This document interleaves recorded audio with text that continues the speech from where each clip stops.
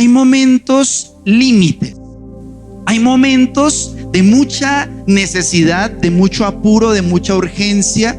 Hay momentos donde uno sí o sí necesita tener contacto, tener comunicación. A veces pasa en las parejas, pero siempre que hay una crisis, algo en el corazón está predeterminado, algo en el corazón se activa, y sin importar usted cómo se encuentre, dónde se encuentre o cuál sea la situación, sin importar, en el corazón hay algo que se activa, algo que se enciende. Es un SOS que dice: necesito a Dios, necesito que sea Dios el que me sustente, necesito que sea Dios el que me hable. Y así yo no tenga minutos para hablar con mi pareja, así no tenga datos para hablar con mi papá, así no tenga datos para hablar y resolver el asunto de mis finanzas, para resolver el asunto familiar, etcétera, siempre necesitamos tener la oportunidad de hablar con el Señor.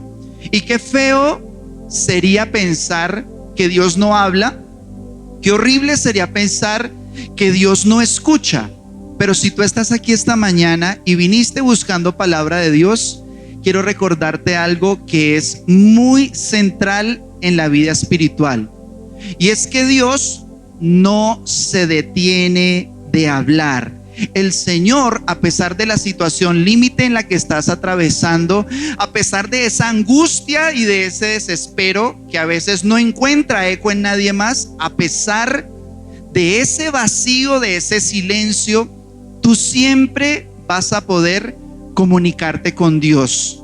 Siempre el Señor en esa situación límite va a intervenir, aún en nuestra dureza, aún en nuestra necesidad, aún en nuestra necedad.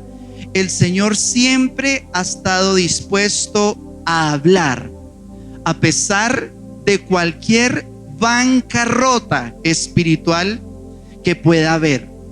Y la bancarrota espiritual tiene que ver no solo con la situación en la que el mundo se encuentra, no tiene que ver solamente que el mundo se está alejando, se está divorciando cada vez más de la fe.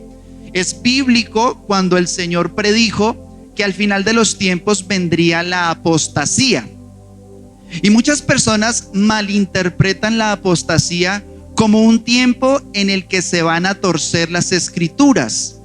Y aunque eso siempre ha sucedido y desde el principio ha habido doctrinas que quieren desviar, el crimen, el drama más tremendo es que la palabra menciona: apostatarán de la fe, y la misma palabra que se utiliza para apostatar es la palabra que se utiliza en el griego para el divorcio, para el repudio.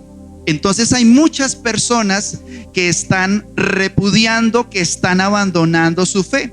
Pero la bancarrota espiritual de la cual estamos hablando no tiene solamente que ver con eso generalizado que está sucediendo en el mundo.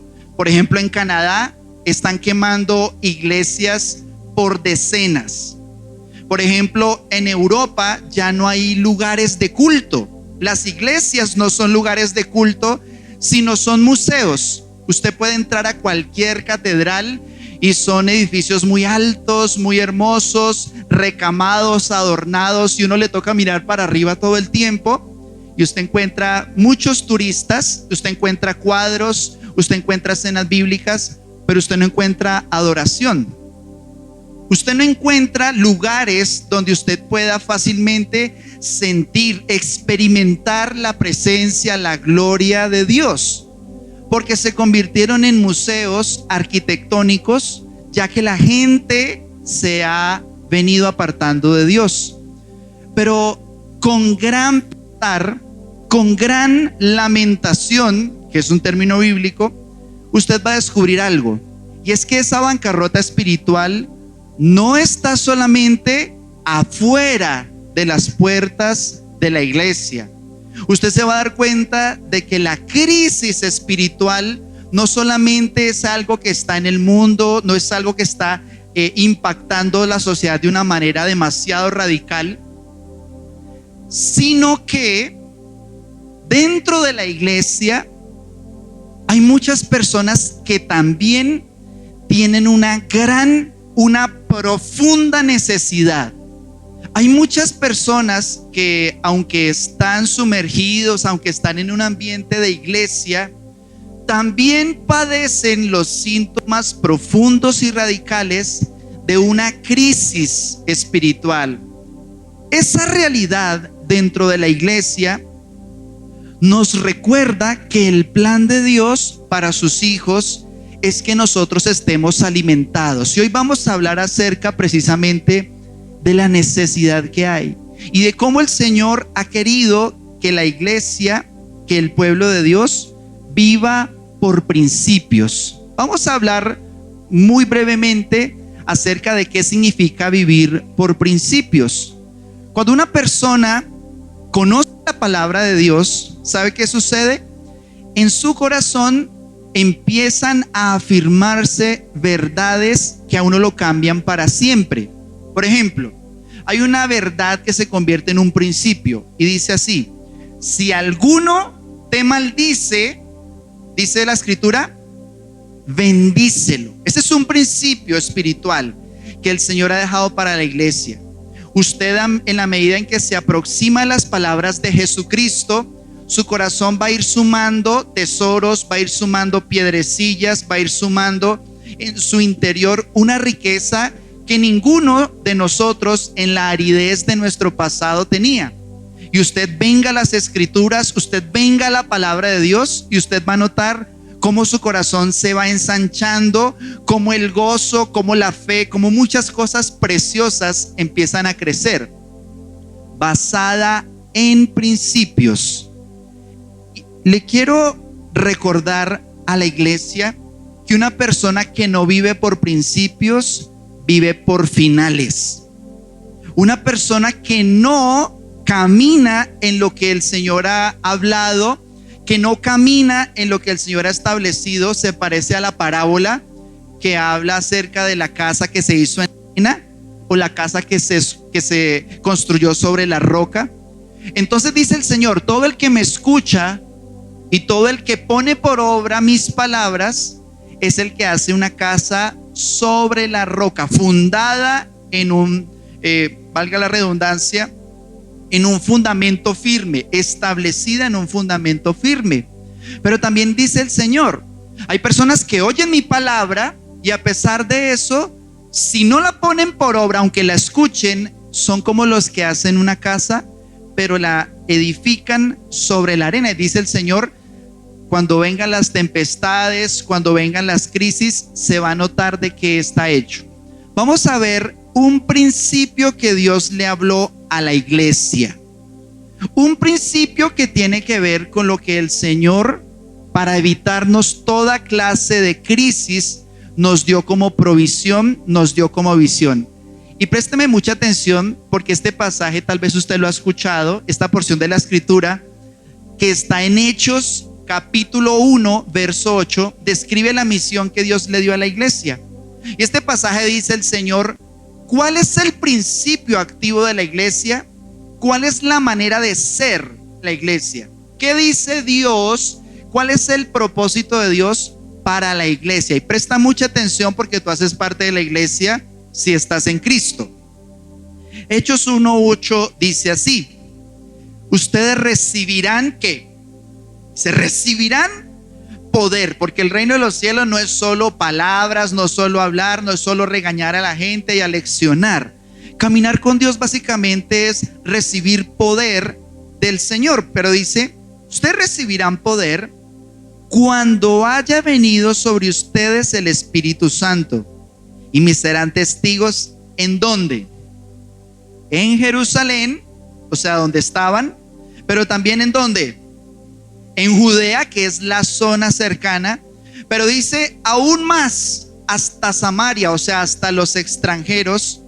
Y el plan de Dios es que la iglesia sea relevante y sea de impacto. ¿Hasta dónde? Dice: hasta lo último de la tierra. Usted tiene que recibir esta verdad, este principio en su corazón, de que el Señor quiere impactar su corazón, llenarle de su Espíritu Santo. ¿Como para qué ese poder? Para poder testificar de Dios, primero en su casa, que es como digamos Jerusalén, pero también en su entorno más próximo, que es como Judea, es una región un poco más amplia, en el barrio, en el trabajo, pero también dice en toda Judea, en Samaria, o sea, los extranjeros, que las personas oigan, sepan, conozcan de usted porque su vida es relevante, ya que el Espíritu Santo está obrando, pero aún más, hasta lo último de la tierra.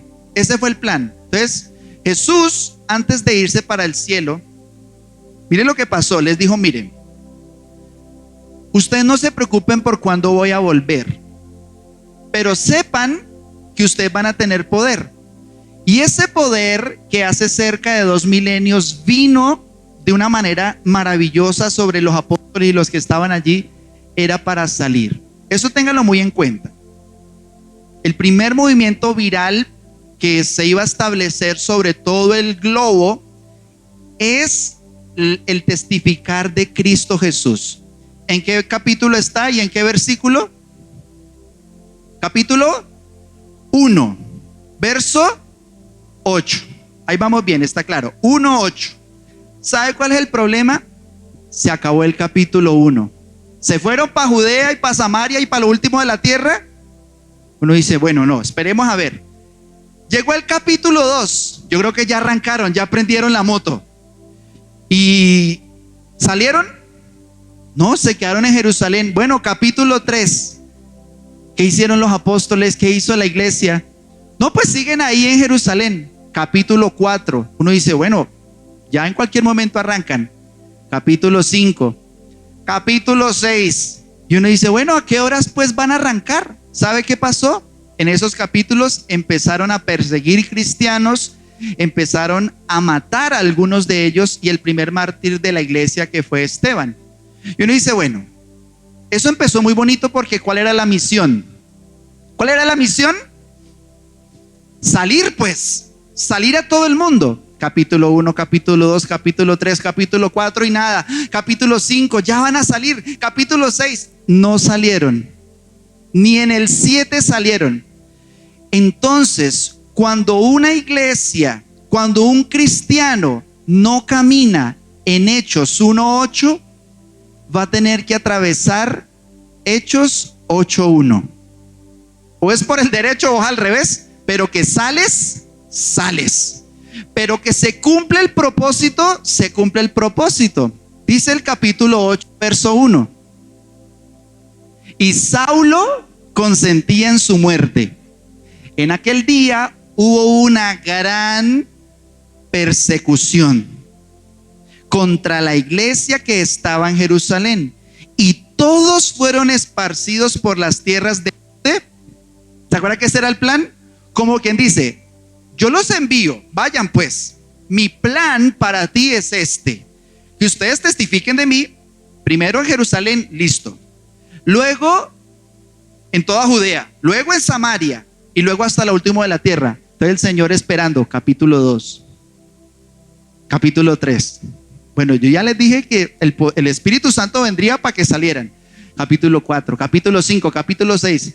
No salieron, entonces el propósito tenía que cumplirse. ¿Y qué fue lo que empezó a suceder? Una gran persecución. ¿Qué creen ustedes que hizo esa gran persecución? Que todos empezaran a salir. Y quiero que ustedes tengan esto muy presente. Dios nos regala principios para que lleguemos a la meta. Pero una persona que no vive por principios, vivirá por finales. Por ejemplo, hay un principio: ama a tu esposa, hónrala, y dice la Biblia, ponla en un lugar muy alto. Ponla en un lugar de mucho destello, que tú con tus palabras, con tu manera de cuidar a tu mujer, dice la escritura, ponla muy alto, ¿cierto? Ponla muy alto, porque ella es coheredera de la gracia, pero yo te puse a ti para que fueras una parábola viviente de lo que es mi relación de amor con la humanidad. Entonces necesito que así como yo pongo a la iglesia en alto, tú honres a tu esposa y la pongas en un lugar especial. Ese es el plan de Dios. Por eso la persona que más le conviene que su esposo camine con Dios es usted, mujer. Porque si ese hombre recibe la palabra de Dios, la va a poner en alto. Ese es el principio. Pero cuando una persona no camina por principios, va a terminar por finales. Y usted va a empezar a escuchar palabras como que esto no lo quiero más, ya no me interesa, no quiero seguir contigo. Y entonces muchas personas a la fuerza van a tener que entrar en ese principio, en ese periodo de tener que levantarla, pero con una dificultad superior. Y es que ya hay una crisis, ya hay un principio que al ser quebrantado, así como en el principio de la iglesia era que salieron sí, pero con dolor y desafortunadamente con sangre derramada. Por eso, así todos los principios, Dios te los regala para que tú salgas adelante, para que experimentes su gloria. Y el Señor espera el capítulo 2, espera el capítulo 3, espera el capítulo 4. Sal porque ya vienen por ti. Viene el capítulo 5, 6, 7. Y desafortunadamente muchas personas no aprendemos sino hasta que llegamos al capítulo 8. Y así todos los principios, la vida espiritual de oración. Ora todos los días. Ese es el principio. Ora, busca el rostro del Señor, camina con Dios. El Señor te dice, acércate porque quiero hablarte, quiero escucharte. Bueno, capítulo 2, capítulo 3. ¿Qué hubo? ¿Ya aprendió a orar? Nada, que busca mi rostro. Capítulo 4, 5, 6. Y entonces, ¿qué pasa? Llega un capítulo 8 donde sí o sí tienes tanta necesidad, tanta angustia, que solo encuentras una manera. Y es orando, buscando el rostro del Señor. Yo le pregunto a la iglesia, ¿ustedes en qué versículo quieren vivir? ¿En Hechos 1:8, donde reciben poder para ir? ¿O en Hechos 8:1, donde tiene que venir una persecución para de todas maneras salir? De todas maneras, llegar al mismo punto. Entonces, mis hermanos, lo que vamos a hablar hoy es una respuesta de Dios a la bancarrota espiritual. Quiero que usted, por favor, reciba estas palabras, porque si usted está en crisis, si usted está en una situación límite y además usted es una persona sensible al amor de Dios, si usted sabe que Dios le ha venido buscando, Dios le ha venido llamando, si usted sabe que no ha sido nadie que le ha insistido, nadie que le ha rogado, mire, busque a Dios, vaya a la iglesia, sino que usted sabe que es desde adentro, que es algo profundo, es algo en el corazón, y a pesar de ese llamado, estás atravesando una situación límite, una situación de desespero o de bancarrota espiritual. Quiero que recibas esta palabra, porque lo que Dios nos va a hablar esta mañana va a ser algo demasiado relevante para lo que somos como iglesia. Y vamos a hablar como introducción de esa respuesta que quiere Dios. Vamos a hablar de una pareja muy extraña en la Biblia.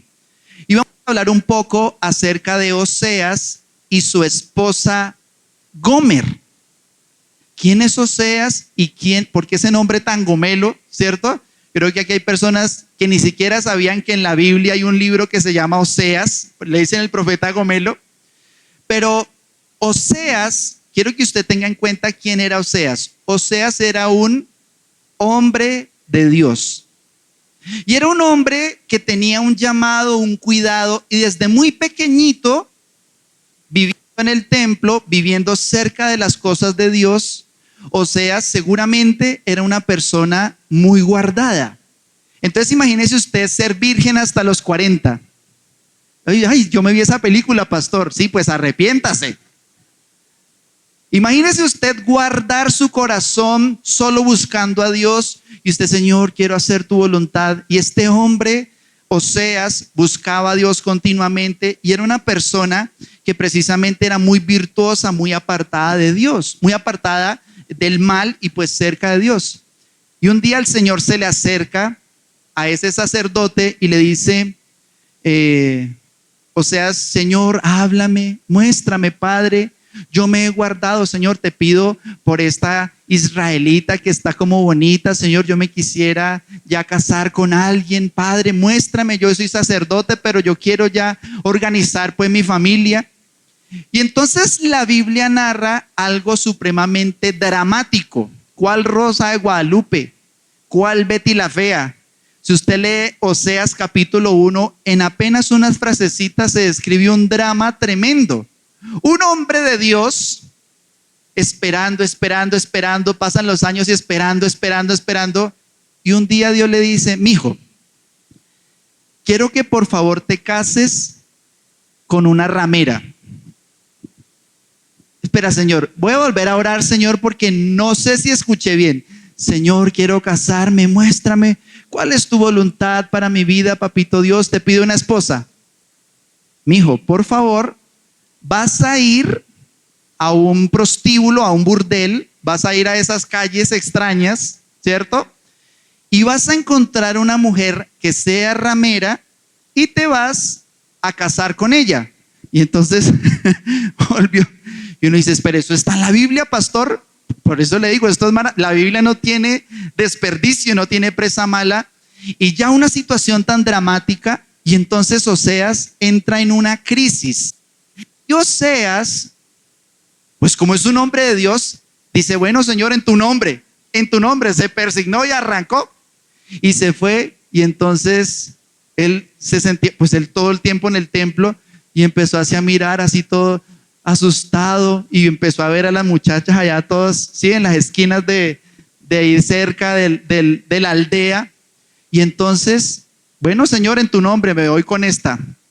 Y la Biblia describe que él se casó con ella porque Dios se lo ordenó. ¿A ustedes les parece como extraño? O sea, coger a un hombre de Dios y decirle, necesito que todos aprendan algo. Y es cómo soy yo cuando hay crisis. Quiero que todos sepan, con esto que tú vas a hacer, con tu matrimonio, con esa mujer, que te advierto, dentro de poco tiempo te va a dejar y va a volver a su trabajo. Y vas a tener que ir y amarla y le vas a dar hijos. Uy, ¿usted se imagina eso? A las mujeres les pregunto, que usted esté orando y yo le dijera, necesito que usted busque al más sinvergüenza del mundo, pues yo sé que usted ya lo conoce, pero supongamos que usted lo sigue buscando y Dios le dijera, cásese con ese sinvergüenza y le va a dar 2 hijos. ¿Cierto que ya es impactante? Ya uno se siente como, uy, no, pero yo ahí no me meto. La palabra Oseas significa salvación y traducida al hebreo se dice Yeshua. El nombre Jesús, al pasarlo del griego al hebreo, es Yeshua. Entonces, en esta parábola viviente que es el matrimonio de Oseas y Gomer, que se llamaba esta mujer que él escogió, la palabra Oseas significa salvación y se lee como Yeshua. Y la palabra Gomer, que es el nombre de la mujer que él escogió, significa completo, terminado, acabado, resuelto, sellado. En ese libro de Oseas vamos a encontrar la respuesta de Dios a la bancarrota espiritual, al fracaso, al hambre, al vacío, al quebrantamiento, no solo que hay fuera, sino que básicamente también hay dentro del pueblo de Dios. Oseas capítulo 2, verso 14, describe la manera en que Dios trata a una persona infiel, a una persona acostumbrada al pecado, a una persona que no vive por principios, sino que se acostumbró a vivir por finales, aunque haga parte del pueblo de Dios. Y dice en el verso 14 del capítulo 2, dice, y escúchame muy bien, porque esto es lo que el Señor quiere hacer con su pueblo, con sus hijos. Dice, pero he aquí que yo la atraeré y la llevaré al desierto y hablaré a su corazón. Miren el drama de una mujer que le parece, después de conocer tantos hombres que han pasado por su cama, después de conocer a tantos guerreros que después de la batalla vienen y están con ella y solamente la ven como un trozo de carne, y ella se acostumbró a ser usada, que de pronto venga un hombre de Dios y le diga: es que yo quiero casarme contigo. No, pero es que usted, ir con el cigarrillo, usted no ve cuál es mi trabajo, usted no ve. Lo que pasa es que Dios me mandó. Y él empieza a dignificarla, empieza a amarla, empieza a protegerla, la enamora, y cuando se casan efectivamente tienen 2 hijos. Usted encuentra en la Biblia qué van a significar esos 2 nombres y cómo es un juicio de Dios y cómo enseña esa parábola viviente lo que allí sucedió. Y le dice Dios: ella se va a ir, vas a tener que volver por ella y vas a tener que amarla porque ella va a volver. Y le dice el Señor: así es mi pueblo, así es Israel. Es gente que aunque yo le amo, es gente que aunque yo le quiero hacer un pacto, son personas que aunque quiero tenerlas cerca de mi corazón, honrarlas, protegerlas y dignificarlas, corren pues a apartarse de mí. Y si no viven por principios, van a vivir por finales. Si en tus finanzas no estableces los principios, vas a ver que la bancarrota no es solamente espiritual. Pero dice el Señor: he aquí que yo la traeré y la llevaré al desierto y hablaré a su corazón. Vamos a ver en primer lugar de ese versículo que somos atraídos hacia Dios. Quiero que usted sepa que en los momentos de gran dificultad, y ya que Dios te trajo en esta mañana, porque sabemos que hay muchas crisis, quiero que tú sepas que es Dios quien te va a atraer hacia Él. ¿Ustedes saben cómo funcionan los imanes? ¿Si han jugado de niños con los imanes? Que cuando uno coge un imán y lo pega a un metal, ¿cómo es? Entre más grande es el imán, pues más fuerte es la atracción. Sin embargo, digamos, esa atracción se mueve en muchos niveles y vamos a entender cómo Dios nos atrae hacia Él. Mire lo que dice la Escritura en Oseas capítulo 11, verso 4. Dice: con cuerdas humanas los atraje, con cuerdas de amor, y fui para ellos como los que alzan el yugo de sobre su cerviz, y puse delante de ellos la comida. Miren, esto es algo maravilloso, porque cómo Dios nos atrae hacia Él, cómo Dios, como un imán, te atrae a ti hacia Él. Dice: con cuerdas de amor. Con cuerdas de amor, pero dice también en el Salmo 65, una bienaventuranza, una bendición para las personas que son atraídas hacia Dios. Dice así: bienaventurado el que tú escogieres y atrajeres a ti para que habite en tus atrios. Seremos saciados del bien de tu casa, de tu santo templo con tremendas cosas. Nos responderás tú en justicia, oh Dios, de nuestra ¿qué? Yeshua. Oh Dios, de nuestra salvación, porque el nombre Jesús, que es Yoshua, que en hebreo es Oseas, significa salvación. Usted va a encontrar que Dios lo va a traer hacia usted. En los átomos funciona, según la teoría, una atracción que es demasiado fuerte.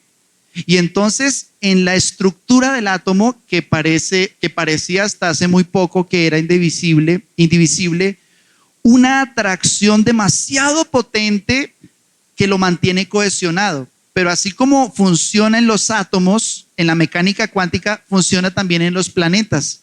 Usted sabe muy bien que la Tierra gira alrededor del Sol. Usted sabe muy bien que la Luna gira alrededor de la Tierra y mantiene orbitando. Pero quiero que usted entienda, de parte de Dios, que Él te va a atraer. hacia Él mismo. Quiero que usted nunca pierda de vista que a usted le puede molestar algunas cosas de la iglesia.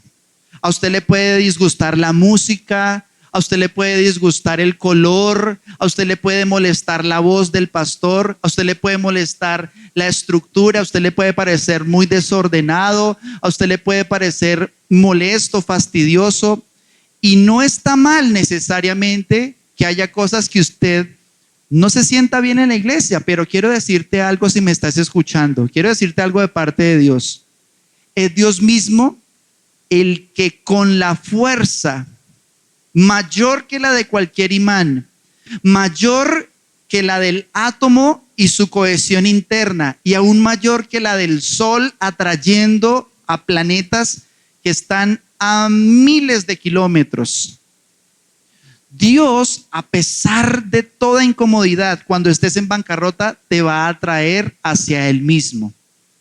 Quiero que tú sepas que el Señor nos ata con cuerdas de amor y nos atrae en la crisis hacia Él.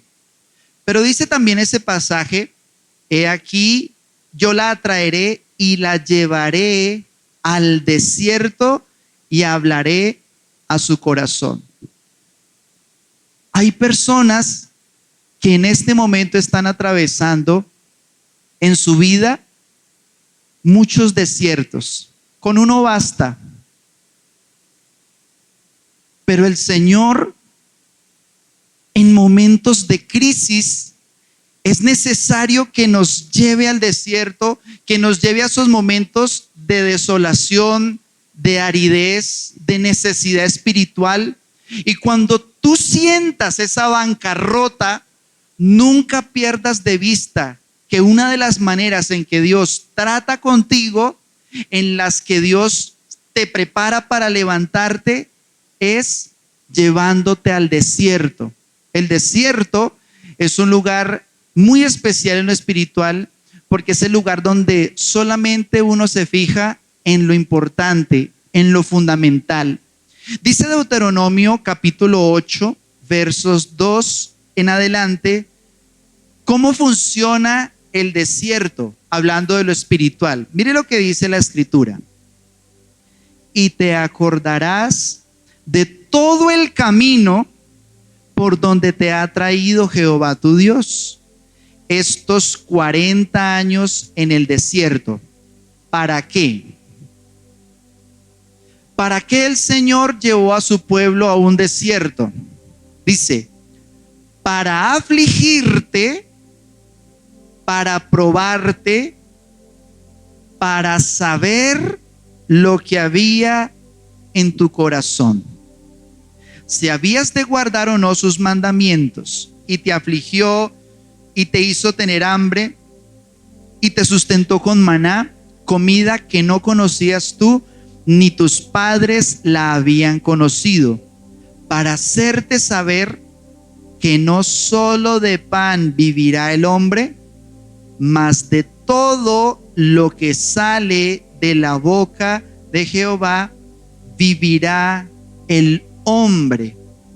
Entonces, aún el pueblo de Dios es necesario y es bueno que experimente momentos de aridez, momentos desérticos, momentos de vacío, momentos de dificultad. Porque una persona, aún en Cristo, que no vive por principios, puede empezar a vivir por finales, aunque es salvo. Pero el plan de Dios es que brillemos, es que seamos testigos, es que llevemos su palabra. Y quiero que usted por favor me ayude a predicar un momento. Ponga su mejor cara de pastor y dígale a la persona que está a su lado: es bueno que Dios te lleve al desierto. Dígaselo con cara de pastora, hermana, pues. Eso. ¿Sabes por qué? Porque la crisis tiene una particularidad, que saca simultáneamente de ti lo mejor, pero también lo peor. Es bueno que experimentes el quebranto, la crisis del fracaso en muchas áreas, es bueno porque allí y solo allí te das cuenta realmente lo que importa. Y tú que viniste porque estás pidiendo a gritos auxilio, porque no encuentras respuesta en ningún lado, como que uno voltea y solamente ve un peladero, ve un desierto, ve vacío, y puedo estar en una fiesta familiar y quiero gritar y nadie me escucha, y puedo estar en medio del estudio, en medio del trabajo, y a pesar de eso, digamos, el mundo como que se viene abajo, como que quedan solamente ruinas y escombros, pero allí es importante que recuerdes que esa crisis, que ese desierto tiene la virtud de que puedes sacar de ti lo peor, pero también vas a sacar de ti lo mejor. Y la Biblia menciona que nosotros somos probados, pero no somos destruidos, y que su plan no es que cuando Dios pone una carga sobre nuestras espaldas es para quebrárnosla. Dios nunca pone una carga sobre ti para que tu espalda se quiebre, sino para que dobles tus rodillas. Entonces yo le hablo aquí claramente, sin parábolas, a las personas que siendo creyentes están atravesando crisis. Y esto que estás pasando es para que dobles tus rodillas. Esto que estás atravesando es para que no dependas de los hombres, sino dependas de Dios, porque en el desierto es el único lugar donde esto se puede descubrir, que no solamente de pan se vive, sino que en la aflicción, en la dificultad, en la gran necesidad, allí va a estar el Señor. Yo sé muy bien lo que es atravesar los desiertos, pero atravesar significa que uno no se queda a vivir. Solamente es un lugar que nos prepara para llegar a otro momento espiritual. Así que aunque estés atravesando eso, quiero que sepas que el Señor, y este es el último punto, va a hablar a tu corazón. Dios te trajo a sus caminos, Dios te trajo a sus propósitos para hablarte al corazón. Hay muchas personas que malentendemos el cristianismo como un ejercicio intelectual, como un ejercicio mental en el que yo aprendo a portarme bien. Pero realmente caminar con Dios tiene que ver con que Él hable a tu corazón. Que sea el Señor el que en el camino nos atraiga hacia Él, nos traiga al desierto, pero para hablarnos al corazón. Mira, hay personas que no entienden o que no entendemos hasta que es Dios mismo el que quiere quitar las otras cosas que fueron atraídas. Quiere el Señor hacer lo que describe Ezequiel capítulo 36. Ezequiel capítulo 36, versos 26 y 27, dice esta promesa tan importante. Yo le pido que usted reciba estas palabras, permita que esto penetre a su corazón, porque este es el plan de Dios para las personas que están en crisis, para las personas que están en bancarrota espiritual, tal como en su momento lo estuvo Israel. Dice Ezequiel 36, del 26 al 27, dice esta promesa: les daré un corazón nuevo y pondré espíritu nuevo dentro de ustedes, y quitaré de su carne el corazón de piedra, y les daré un corazón de carne, y pondré dentro de ustedes mi espíritu, y haré que anden en mis estatutos y guarden mis preceptos y los pongan por obra. Este pasaje nos revela la realidad penosa del corazón de piedra. Un corazón de piedra, un corazón que se endurece, no recibe nada. Y hay personas que están tan endurecidas que necesitan atravesar ese desierto. Hay personas tan endurecidas que no pueden aprender de otra manera, y es una realidad muy penosa. Pero ¿sabe qué también nos revela este pasaje? Otra realidad gloriosa. Y es la realidad gloriosa del Espíritu Santo.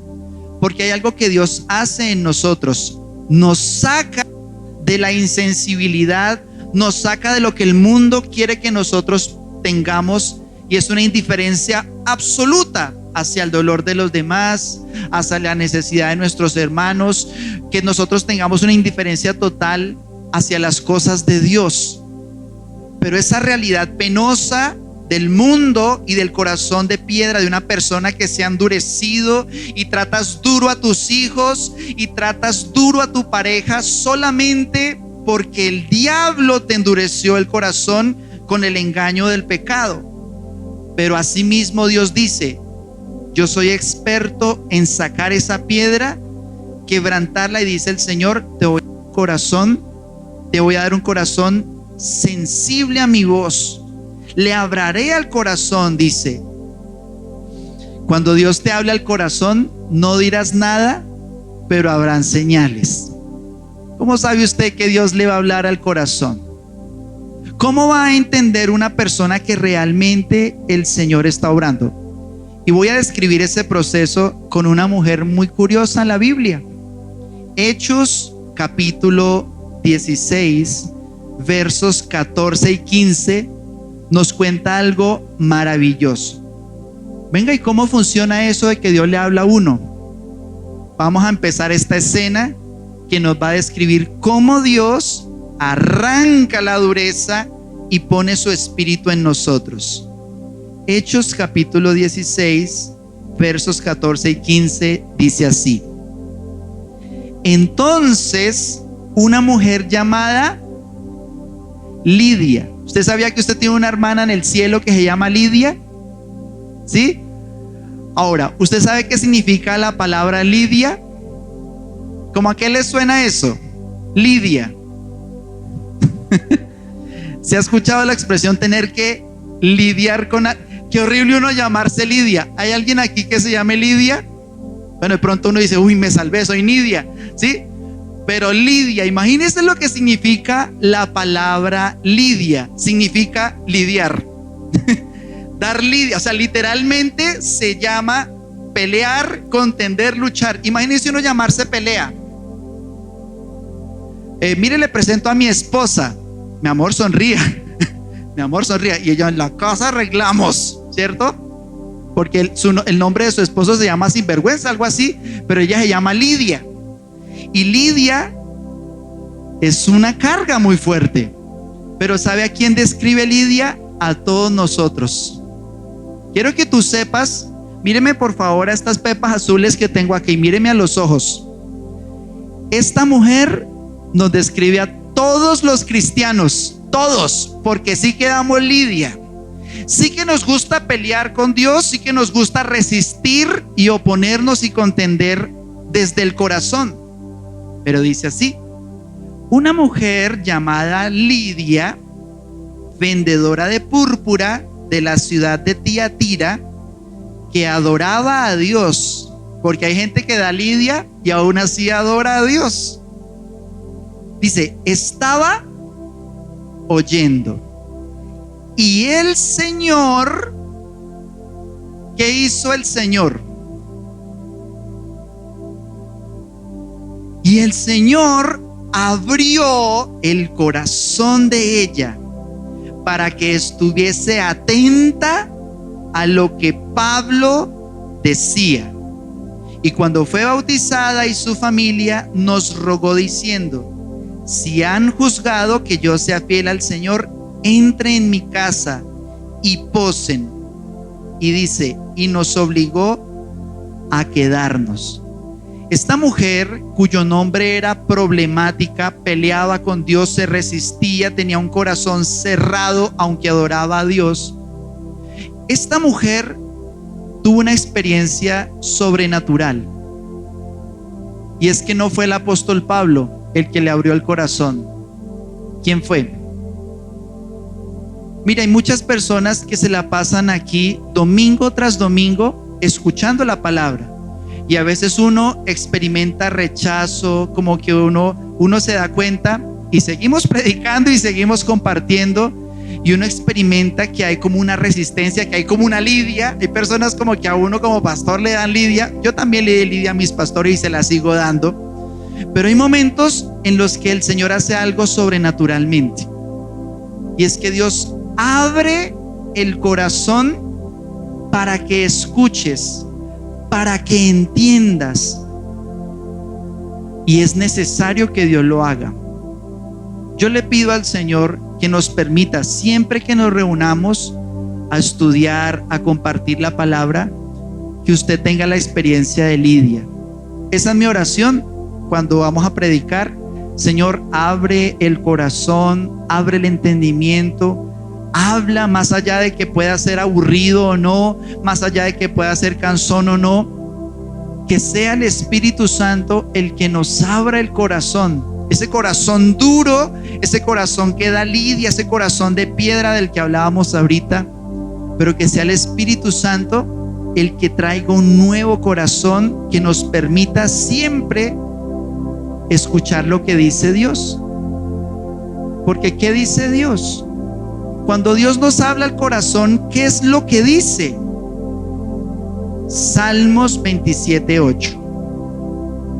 Mi corazón te ha oído decir: ven y conversa conmigo. Y mi corazón responde: aquí vengo, Señor. Entonces, deja que Jesús, que es lleno de gracia, deja que Jesús, que es lleno del Espíritu que tú necesitas, sea el que hable a tu corazón. Tú sabes que lo necesitas en el desierto en el que estás, aunque lleves años en el Evangelio. Tú sabes que necesitas que sea Él mismo quien hable a tu corazón. No seas como la piedra en el fondo del mar que está seca por dentro, sino que deja que el Señor toque tu corazón y que sea Jesús quien nos hable. Amén.